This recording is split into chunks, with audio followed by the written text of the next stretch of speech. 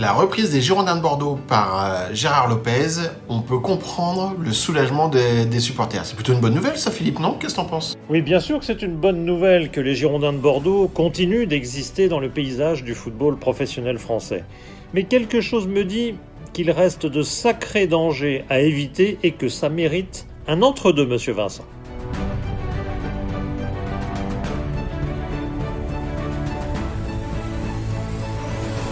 Oui, s'il y a encore des étapes à parcourir, tout n'est pas encore rose bien évidemment, mais c'est quand même un fait important qu'un club comme les Girondins de Bordeaux, qui fait partie de l'histoire du football français, qui fait partie aussi de l'histoire du football européen, qui a ses épopées en Coupe d'Europe, plusieurs fois demi-finaliste en Ligue des Champions, un très beau parcours à la fin des années 2000 avec Laurent Blanc, avec les hommes de Laurent Blanc. Voilà, c'est un point important pour le football français qui a besoin de marques, qui a besoin de clubs connus, reconnus. Il n'y en a pas tant que ça. Et si il n'y avait pas eu de projet validé avec Gérard Lopez, eh bien, c'était le risque de perdre un club de plus dans ce football français. Alors, ça n'aurait pas été le premier. Le Racing Club de Strasbourg, le Stade de Reims, qui sont aujourd'hui pensionnaires de Ligue 1, sont passés par cette épreuve-là. Donc, c'est pas irréversible, mais pour le coup, ça n'aurait pas été une bonne nouvelle et pour le football français dans les médias, et puis évidemment pour une ville comme Bordeaux, grande agglomération française, qui a un stade refait à neuf grâce à l'euro et qui a un outil de travail avec le Hayan qui est un outil qui correspond aux standards du football professionnel moderne. Donc, pour le football français, le fait de garder les Girondins de Bordeaux, c'est une bonne nouvelle. Pour les fans bordelais également, qui repartent sur une bonne base. La relation entre le club et les fans, l'année passée a été vraiment compliquée et douloureuse. Il y a donc plutôt un bon accueil pour le moment. Charge à Gérard Lopez de réussir ce qu'on appelle les 100 premiers jours. Mais c'est déjà une bonne chose. On va retrouver du public dans les stades et un public probablement indulgent pour les débuts de cette nouvelle présidence. Il y a aussi dans ce projet l'engagement et la volonté de s'impliquer des acteurs locaux, les clubs des scapulaires, les entreprises locales, ce qui est plutôt une bonne nouvelle aussi. Et puis Gérard Lopez, contrairement à King Street, a un vrai savoir-faire ou une vraie connaissance du football français. Voilà qui, même si tout n'est pas parfait, nous laisse espérer que les choses iront mieux à Bordeaux, du moins en 2022 que par rapport à 2021.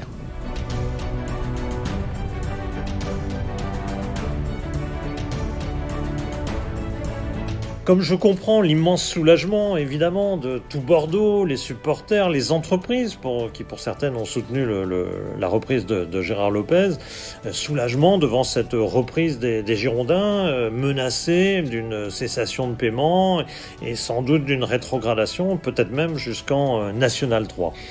D'autant plus soulagé que moi-même j'adore ce club des Girondins, mais pour autant j'ai du mal à oublier les amnésies que recèle ce plan de reprise. La première amnésie, c'est la reprise du club en 2018 par GACP et King Street, où une véritable curée, on a littéralement vidé les caisses de manière organisée. M. Varela n'est plus là pour le raconter, bien évidemment, à coup de hausse de dépenses inconsidérées et de commissions diverses qui n'ont sans doute pas été perdues pour tout le monde. Et qui voit-on arriver pour sauver le club des Girondins? M. Gérard Lopez, qui en gros est accusé à peu près des mêmes mots en ce qui concerne sa gestion du LOSC. Car c'est la deuxième amnésie, bien évidemment. Gérard Lopez lui-même a été poussé dehors. Il est parti en catimini en décembre dernier, il y a 6 mois à peine du LOSC, alors que tout allait bien sur le plan sportif. Une formidable équipe conduite par Christophe Galtier allait être championne de France.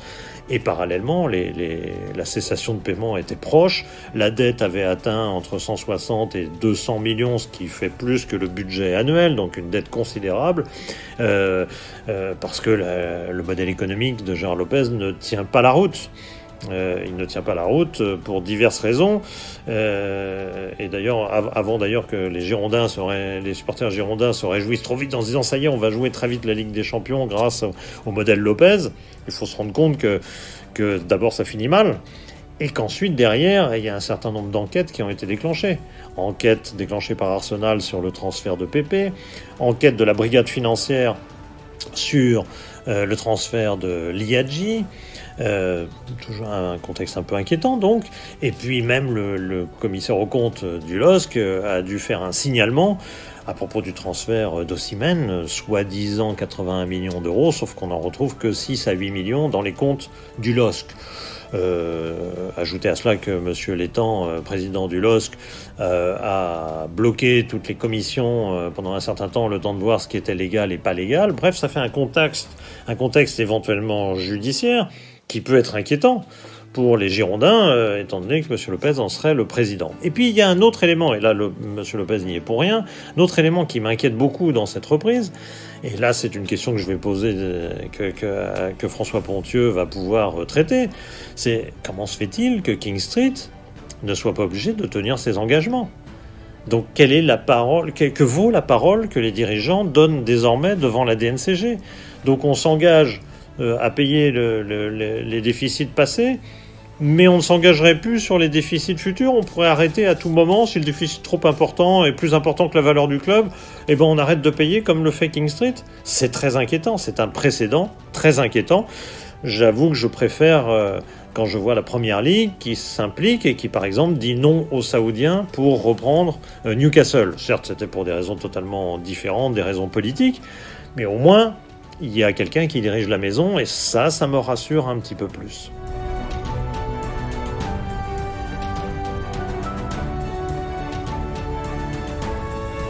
Alors Philippe, pour nous départager, je fais appel à un expert de l'art, en l'occurrence François Pontieux, qui a été le président de la DNCG pendant de nombreuses années. François, on évoque le sujet de la reprise des Girondins de Bordeaux par Gérard Lopez.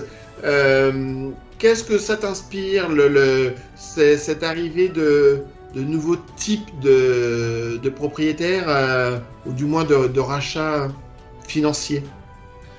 Tu parles des fonds d'investissement, c'est ça ? Exactement.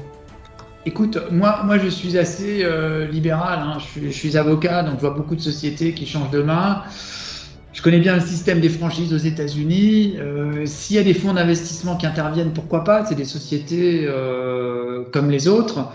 Après, je suis aussi passionné de football, ça tu le sais, donc je pense, et on l'a bien vu dans les affaires récentes, que ce soit à Bordeaux ou dans d'autres clubs comme Marseille ou autres, les supporters ont toujours leur mot à dire et je pense que c'est bien qu'ils restent aussi, même s'ils ne sont pas actionnaires des clubs, qui restent maîtres, ou en tout cas qui aient leur mot à dire sur la façon dont les choses sont faites au niveau du sportif et de la gestion et de l'avenir du club, parce que c'est quand même eux qui sont là depuis toujours. Et moi je crois beaucoup à l'implication des supporters dans la vie du club pour conserver l'identité locale. L'identité de Bordeaux, c'est celle de Bordeaux, l'identité de Nantes, c'est la même chose à Nantes, etc. Donc oui, je suis assez positif sur tout ce qui se passe, sachant que pour moi il y a une régulation qui est faite par le supporterisme. Alors moi, il y a juste une chose quand même qui me perturbe un petit peu, c'est que, comme tu l'as rappelé, j'ai quitté la DNCG il y a plus de 10 ans, mais nous, ce qu'on faisait à l'époque, c'est qu'on demandait à l'actionnaire de référence de garantir une situation de capitaux propres positifs au 30 juin de chaque année, et que si c'est encore le cas, je pense que l'actionnaire qui vend a dû garantir exactement la même chose vis-à-vis de la SASP, et je ne comprends pas pourquoi la SASP n'actionne pas cette garantie. Parce qu'il y a quand même une saison qui s'est écoulée, il y a eu des engagements et des charges qui ont été faites. C'est plutôt à celui qui s'en va ou qui est supposé s'en aller de payer le montant qu'il doit pour laisser une situation nette positive à son successeur. Mais tout ça, évidemment, ça doit faire l'objet des tractations de reprise. Disons que à l'époque, moi, ça remonte alors à pas mal d'années également, mais Michel Platini m'avait demandé de participer au comité de réflexion sur la mise en place du fair play financier. Et on a quand même une différence de concept entre le fair play financier tel qu'il a été mis en place à l'UEFA, où on vient limiter en fait les capacités des clubs, qui dépendent de tout un tas de facteurs, mais qui sont liés à l'activité sportive, à l'activité économique, alors que nous, en France, c'était différent. On avait quasiment une possibilité d'investissement illimitée pour les actionnaires, dans la mesure où l'actionnaire respectait son engagement. Alors moi qui suis libéral, je ne vois pas pourquoi dans le football, on devrait appliquer des règles différentes de celles qui prévalent pour les entreprises classiques, parce que je pense qu'il y a une régulation du marché qui se fait. Si on investit 500 millions d'euros dans un club, à mon sens, ça devrait être possible. Et on se rendra peut-être rapidement compte que toutes ces sommes qui sont investies, souvent, elles ne permettent pas forcément d'avoir les meilleures équipes. Donc je suis plutôt favorable à une DNCG du type de celle qu'on a en France. Encore une fois, c'est pas ce qui a été retenu au plan européen. Pour moi, la DNCG, elle a parfaitement rempli sa mission. Le but du contrôle financier, c'est de s'assurer en début de saison que les clubs qui présentent un budget peuvent passer la saison. Donc en l'espèce, Lille qui est en difficulté a d'une façon ou d'une autre trouvé des solutions à ces difficultés, puisque si ça n'avait pas été un repreneur, ça aurait été l'actionnaire qui aurait vendu, donc qui aurait comblé le déficit. Donc ça revient à peu près au même. Et je crois que le rôle des experts comptables de cette commission, il est quand même d'analyser les besoins et de valider des budgets sur l'année à venir, comme je viens de te le dire. Donc ça, pour moi, ça a été extrêmement positif dans cette situation-là. Naturellement, la DNCG n'a pas la possibilité de contrôler la robustesse de l'actionnaire principal. Donc, il faut que, bien entendu, l'actionnaire en question, il puisse présenter les preuves, ou bancaires ou autres, de sa solidité financière. C'est un peu ce qui s'est passé dans l'affaire Mediapro. Bon, on a signé avec des gens qui n'avaient pas les capacités ou qui ne voulaient pas réaliser sur quoi ils s'étaient engagés.